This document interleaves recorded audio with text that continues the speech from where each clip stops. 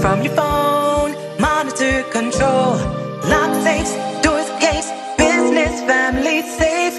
You're on the go, and that's okay. BSG with you every Bermuda Security Group, your security, life safety, and monitoring experts. We're with you every step of the way. Bermuda Security Group, BSG.BM. You can count on us. Save more than half price on fresh green asparagus, only $2.99 per pound. USDA bone-in ribeye steak, just $12.99 per pound, saving $7. Select varieties of Fab 2X laundry detergent, only $4.99 for a 50-ounce bottle. ShopRite lactose-free milk, just $3.79 for a 64-ounce carton. Kellogg's Cornflakes cereal, only $3.99 for a 12-ounce box. All stores open Monday through Saturday until 10 p.m. and Sunday, 9 a.m. to 7 p.m. for your shopping convenience. You can count on us. Live from Bermuda Broadcasting, this is ZBM TV9 News. Good evening, everyone. It's Friday, February 23rd. I'm Jasmine Patterson, and thanks for joining us tonight. Our hands are tied. That sentiment sent out today from Premier and Minister of Finance David Burt as he released the long-awaited review of the controversial airport redevelopment project. The Premier heavily criticized the former OBA government for entering into the agreement, which he concludes was reckless and not done in Bermuda's best interests. Our Tarai Trott was at today's news conference. The airport redevelopment agreement, perhaps the most disputed decision taken by the former OBA government, a deal that placed the airport under the control of the Canadians for 30 years at a cost of hundreds of millions of dollars. David Burt, the man who as opposition leader promised an independent review of the deal, today delivering it as the Premier. The review is now complete, and I am today releasing the results of that review to the public. I encourage everyone to read it and digest what has been found. Mr. Burt was blunt in declaring there was no chance of terminating the agreement, which, if done, would cost the Bermuda government a minimum of $200 million in penalties. Unfortunately, as the Minister of Finance, it would be fiscally irresponsible of me to bankrupt the country, damage our credit rating, and sink our reputation globally by paying a penalty of millions of dollars to terminate this contract. In fact, it would be just as fiscally irresponsible as it was for the former OBA government to enter into this contract in the first place. The Premier using the opportunity to condemn the former OBA government for its actions. The project agreement for the redevelopment of the L.F. Wade International Airport stands as a stain on the relationship between a government and the people it is meant to serve. The project agreement does not contain a mechanism to facilitate the introduction of changes or variations to the project. This is extremely unusual for P3 contracts, particularly due to the lengthy term. Therefore, without a clause that sets out how to make changes and which ones can be made, the government cannot change the contract at all.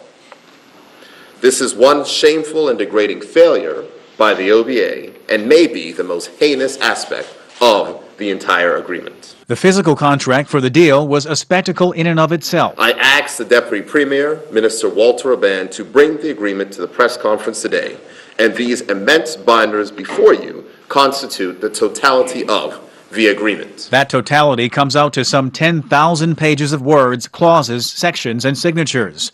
And it's not just the $200 million financial penalty that prevents government from terminating the deal. It's also the immense damage to Bermuda's reputation that ultimately guided the Premier's decision. Lee Fisher found that terminating the contract, while legally possible, would produce commercial, political, and reputational damage that far exceeded any of the benefits of termination. The independent review of the airport deal undertaken by the Airport Authority and Global Advisors Lee Fisher can be seen in full on the government website at gov.bm. Tarai Trott reporting for Bermuda Broadcasting News. An Egyptian military aircraft touched down in Bermuda today, but not without incident. According to the Bermuda Fire and Rescue Service, airport personnel noticed a rear tire on the plane's landing gear had ruptured as the wheels hit the tarmac. The rupture caused smoke and debris to be scattered on the runway, resulting in the airfield being shut down for half an hour. The aircraft was carrying 15 military personnel on board. No one, thankfully, was injured. Stay with us. More news coming up after the break. You can count on us. Save more than half price on Purdue fresh laid quarters, only 99 cents per pound. Florida strawberries or fresh blueberries, just $4.99 per package. Save $2.30 on Friendly's ice cream, just $4.29 for a 48-ounce tub. Hot price on DiGiorno Rising Crust Pizza, only $8.50 for a 12-inch box. Save $3 on Pompeian olive oil, only $6.99 for a 24-ounce bottle. Visit our website at www.marketplace.pm for more weekly specials. You can count on us. The whole concept came from the collaboration with BF&M and the America's Cup. The Endeavour program is the legacy of the 35th America's Cup that was here in Bermuda in June. And we've continued the charity now operating in Bermuda. And going forward, we thought, what a great opportunity for children on the autism spectrum. And hence we actually developed the No Limits program. They really do benefit from this kind of outdoor experience, this environment. You know, just yesterday going off the east end of Bermuda, I mean, they wouldn't have done that. Not many children in Bermuda have done that. And just them learning to take control of a large bit of transportation that they're doing at that age, and they may never get that opportunity. That's where you see the biggest progress is whether they were looking at their hand steering, you know, now they're looking forward and actually looking where they're going, because they've realized, oh, I know where my hand is. I can do this without looking at my hand. We are so grateful for the Endeavour program and what it has done for the students on the autism spectrum.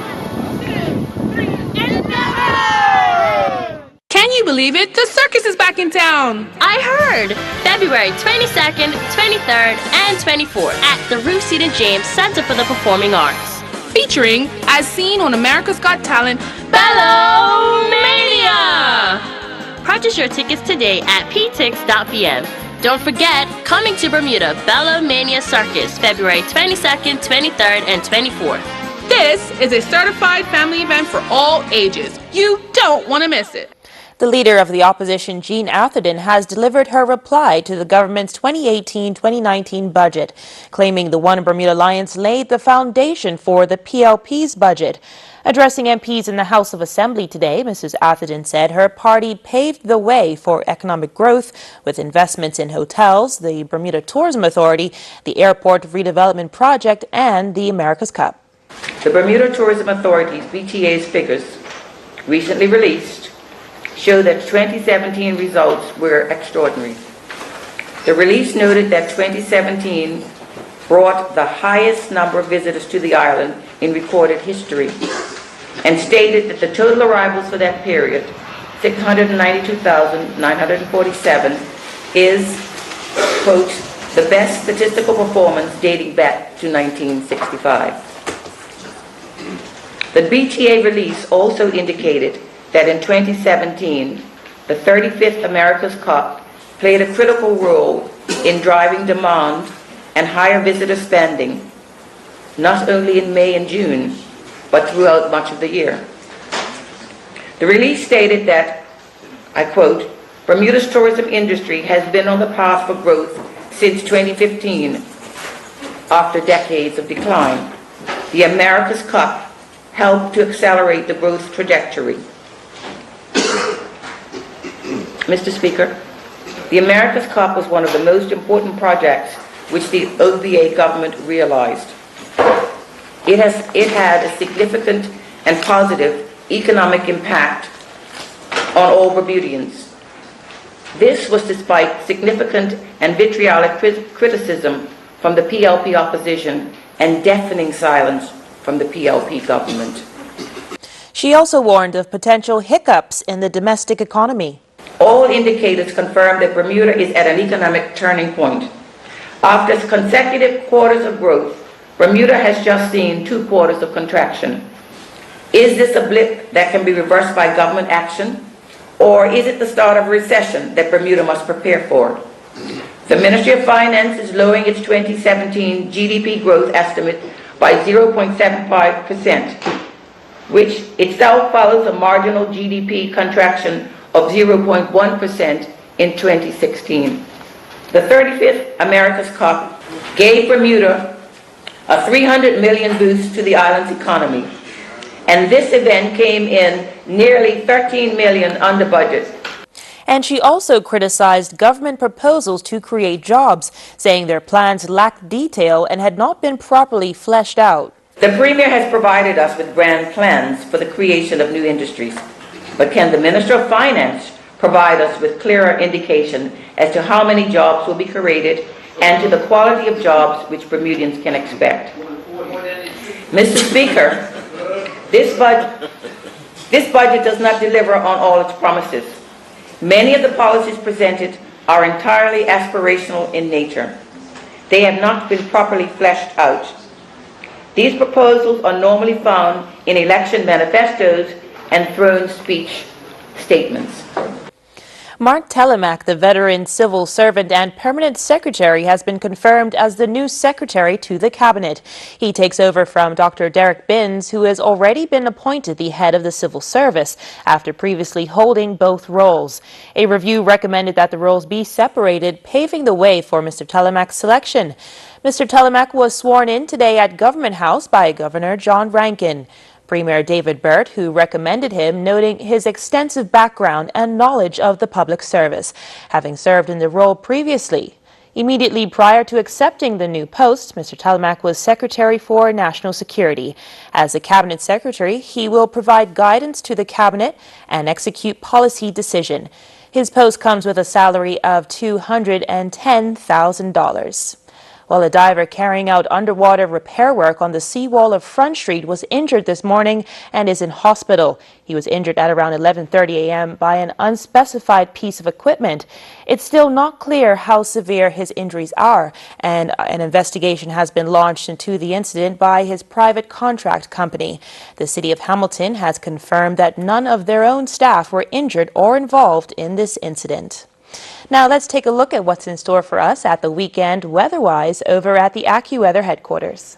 AccuWeather is presented by BF&M Insurance Group. We now go to AccuWeather headquarters.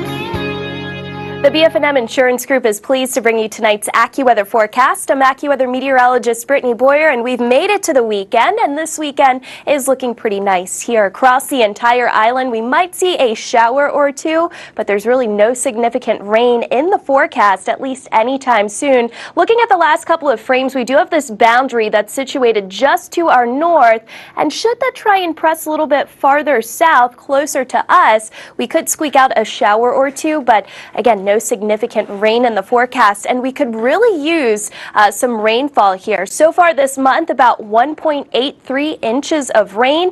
We're down nearly 2 inches from where we should be up until now, so we could use the rain. Looks like we'll have to wait a few more days for maybe some steadier showers. Conditions right now across the island, temperatures are in the upper 60s. We're actually running a couple degrees above normal from where we should be for this time of the year with some of our daytime highs, and so far this month we're running about 5 degrees above the departure from normal. So some of the current stats right now: humidity at 80%, winds are out of the northwest, 8 to 12 knots. The water still nice and comfortable at 70 degrees, and we're looking at waves outside of the reef between 2 and 4 feet. So heading into the forecast tonight, again, we might see a brief sprinkle or two. Otherwise, we'll call it partly cloudy for this Friday night. Hopefully you had a great weekend. Hopefully your weekend is even better. 65 degrees for the overnight low, partly cloudy conditions, and a beautiful start to the weekend here. Plenty of sunshine is expected.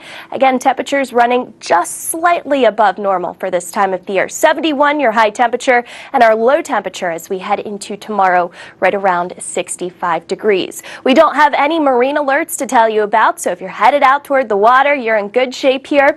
Low tide 1 coming in at 8:11 tonight, and high tide 1 coming just after 2:30 on Saturday morning. So although we have no advisories, no warnings, just make sure you're taking it easy out on the water if that's where you're planning to head this weekend. And perhaps you're planning to do some traveling this weekend. The getaway forecast here: Toronto for tomorrow, partly sunny, 42 degrees. New York City looking at some wet times, a lot of wet times across the East Coast. Boston should stay dry tomorrow. Atlanta and down into the southeast, we are dealing with record challenging warmth. So tomorrow in Atlanta, temperatures will be near 80 degrees. Some of our islands here, Jamaica, Barbados, and also Trinidad, looking at some showers right now with temperatures currently sitting in the 80s. Your extended forecast as we head into the next couple of days, those temperatures staying in the low 70s. We'll pick up a few more clouds Sunday into Monday, and then by Tuesday, that's the day where we'll have to watch out for a little more precip with a cold front coming through, and behind that front, temperatures will be dropping into the mid-60s. AccuWeather was presented by BF&M Insurance Group.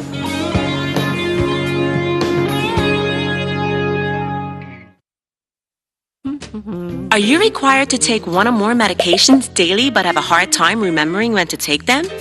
Does your family fear you may end up in the hospital because you often forget to take your meds? Or are you a caregiver looking for a time management tool designed to make your medication routine effortless? The Phoenix stores can help. With an MDS blister pack, a multi-dose packaging system that makes it easier to manage and take your medication. Each MDS blister pack contains medications for the week and is pre-packed, sealed, and labeled by a pharmacist. Prescriptions grouped by the day and the time of day you should take them, whether at breakfast, lunch, dinner, or bedtime. Plus, to ensure you're covered, each pack includes detailed, personalized instruction. Take confidence in knowing you're using your medications as the doctor planned. Visit the Phoenix stores to chat with the pharmacist and get your MDS blister pack today. The Phoenix stores, for a better life.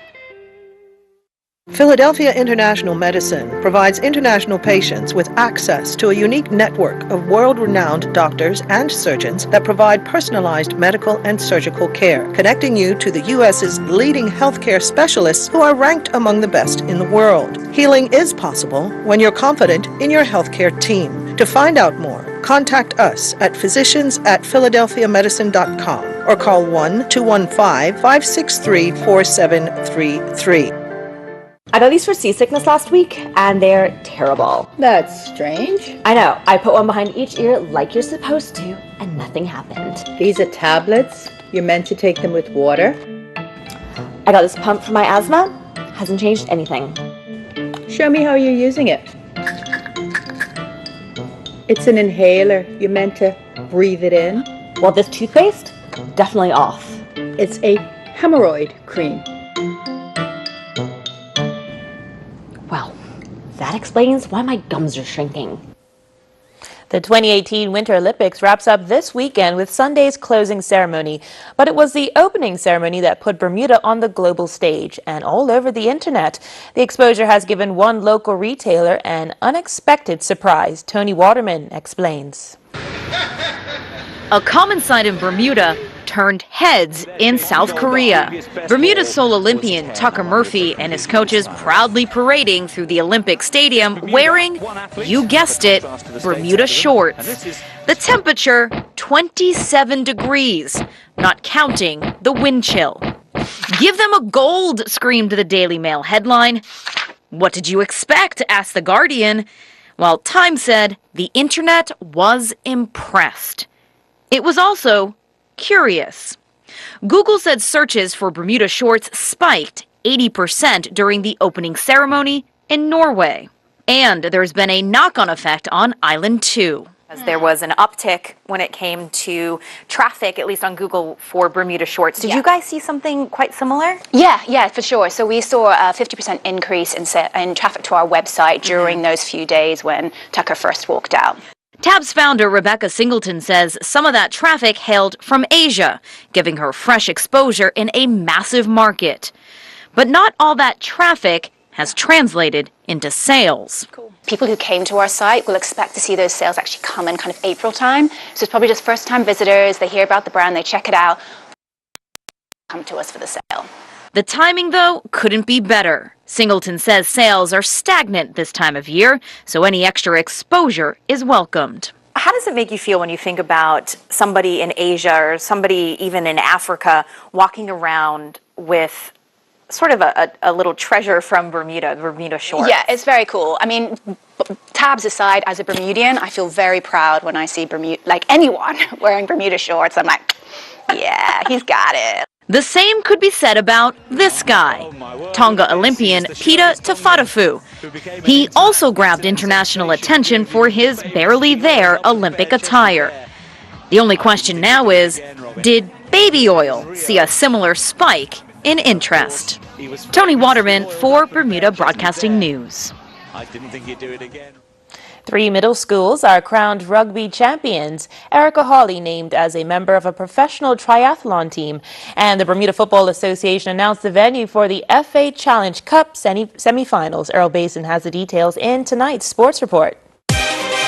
The Bermuda School Sports Federation hosted the middle school rugby tournament at the National Sports Center yesterday. Warwick Academy won the boys A Division tackle tournament. Warwick would win the round-robin tournament on point difference after finishing with 3 wins and a draw. Salters drew with Warwick Academy and shared the same amount of points in the standings, but fell well short of Warwick's point differential. Mount St. Agnes defeated Salters Grammar School 6-4 in the B Flag tournament to finish with a record of 3 wins and 1 draw. Salters claimed silver with a record of 3 wins and 1 defeat. Salters Grammar School then defeated Sand Secondary Middle School 3-1 to finish the girls division with a perfect 3-0 record. Sands finished second with a record of 3 wins and 1 loss. Erica Hawley has been named to the Atlantic City Waves Major League Triathlon team. The Major League Triathlon announced the new squad-based teams and franchises for 2018. The Major League teams will carry a roster of a minimum of 6 athletes during each round of the series, with the top 4 athletes from each team competing. Major League Triathlon is the first and only professional triathlon league in the United States. Major League Triathlon hosts races in major cities across the United States, and they formed in 2016 with a goal of creating more spectator-friendly versions of triathlon.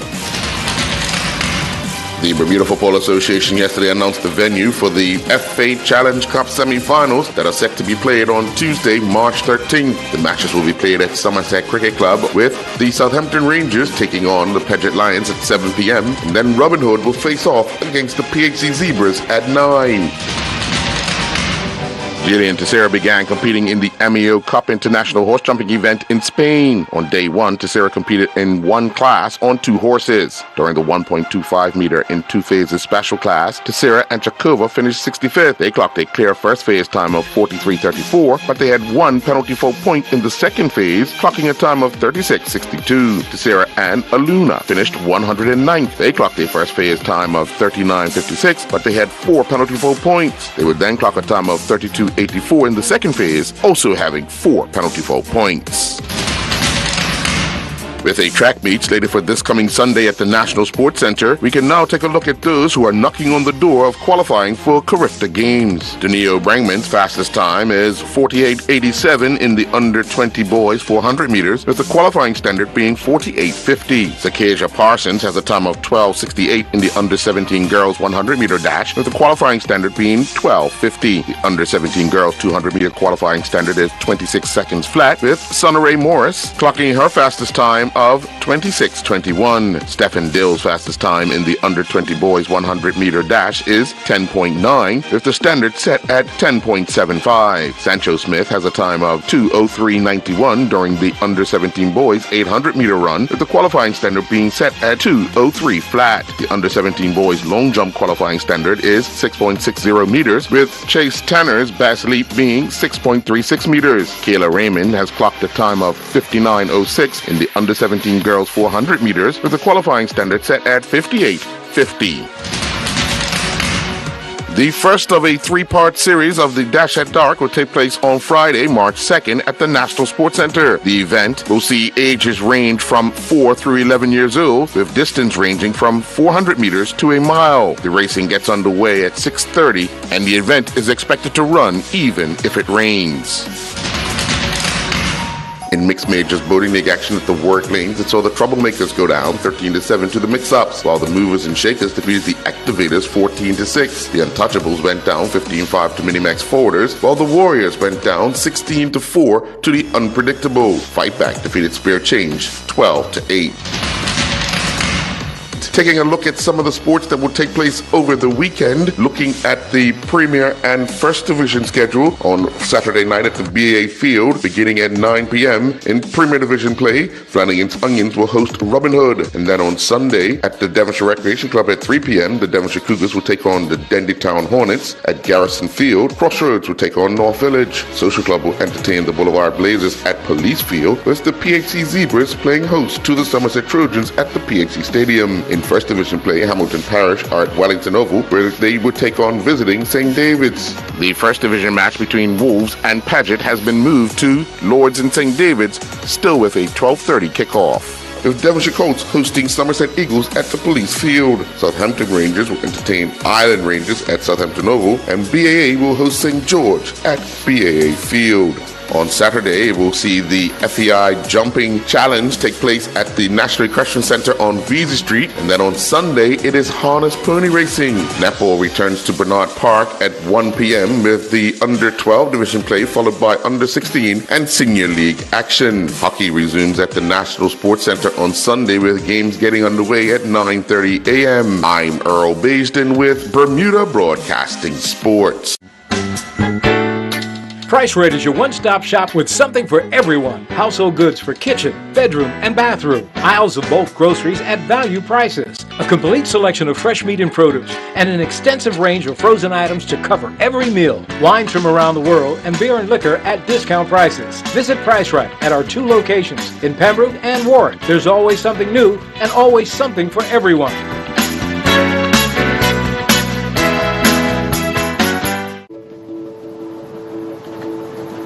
The whole concept came from the collaboration with BF&M and the America's Cup. The Endeavour program is the legacy of the 35th America's Cup that was here in Bermuda in June. And we've continued the charity now operating in Bermuda. And going forward, we thought, what a great opportunity for children on the autism spectrum. And hence we actually developed the No Limits program. They really do benefit from this kind of outdoor experience, this environment. You know, just yesterday going off the east end of Bermuda, I mean, they wouldn't have done that. Not many children in Bermuda have done that. And just them learning to take control of a large bit of transportation that they're doing at that age, and they may never get that opportunity. That's where you see the biggest progress is whether they were looking at their hand steering, you know, now they're looking forward and actually looking where they're going, because they've realized, oh, I know where my hand is.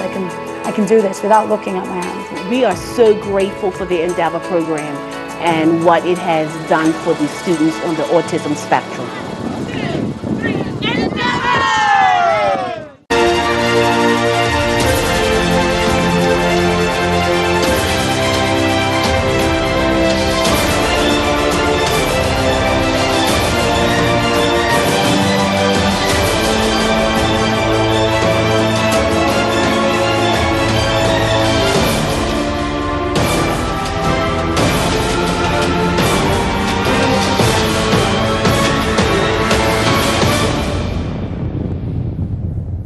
And last but certainly not least, many seniors might look forward to simply blowing out some candles on a cake. Well, Al Seymour Sr. is today celebrating his 85th birthday with an art exhibition at the Masterworks Gallery.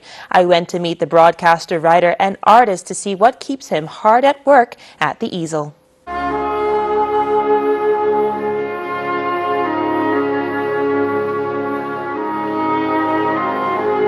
A wide range of media and subjects. The art of Al Seymour shows the breadth of his interests, subjects closely looked at and examined over the course of a long life.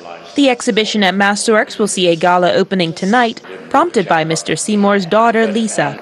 She said, "You've got to have a show, and I am going to arrange it, so get ready to work." And that was it. I had the orders, but it turned out to be a fascinating ride, because then I got back into it, and then I found out I was almost nonstop. So I was almost a little bit sad to see the ending of the project, and yet it's a happy conclusion. The drawings and oils are clearly a product of a life spent in Bermuda, with the former broadcaster and writer taking much of his inspiration from the island's people and places. No matter where you went, you can hear them singing. But which picture here has the most sentimental value for him? The spirit of Spittle Pond. No, you don't see anyone in that picture, but it's a part of Bermuda that makes me think of what it must have been like in the very early stages before, it was well populated. And I think Bermuda was always a beautiful place. The longtime commentator on Bermudian affairs says he's never stopped getting inspiration from the world around him, even at an age when many others tend to slow down. You're constantly learning. You learn about people and the differences in personalities. And you also learn that a certain value about life, whether it's long or short. You must try to drink in as much of the richness as possible. So, an unusual birthday for most 85-year-olds. An exhibition at a prestigious art gallery. But while Mr. Seymour might not be as steady on his feet as he once was, it's something he's taking in stride. Meg Oliver has today's top health stories.